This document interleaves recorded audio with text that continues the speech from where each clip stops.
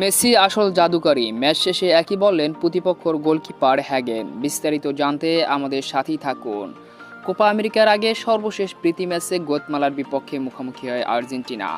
মেসির নেতৃত্বে শুরু থেকেই দাপট আর্জেন্টিনার।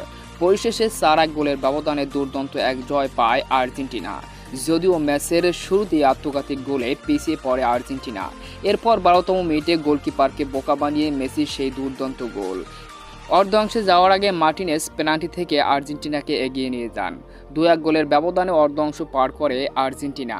66তম মিনিটে আবারও মেসির দুর্দান্ত অ্যাসিস্ট থেকে লাউতারোর অসাধারণ গোল এবং 77তম মিনিটে ডিমারিয়ার দুর্দান্ত অ্যাসিস্ট থেকে গোলকিপারকে বোকা বানিয়ে আবারও মেসির অসাধারণ গোল। পরিশেষে 4-1 গোলে বিধ্বস্ত করে দুর্দান্ত এক জয় আর্জেন্টিনার। তবে প্রতিপক্ষের গোলকিপার হ্যাগেন দারুণ কিছু শট আর্জেন্টিনার খেলোয়াড়দের সেভ করেছেন। মেসিরও বেশ কয়েকটি শট সেভ করেছেন এই গোলকিপার হ্যাগেন। যে কারণে ম্যাচ শেষে মেসির প্রশংসায় পঞ্চমুখ ছিলেন এই গোলকিপার। তিনি বলেন, তারা বিশ্ব চ্যাম্পিয়ন, তারা সবসময় দাপট দেখিয়ে খেলে।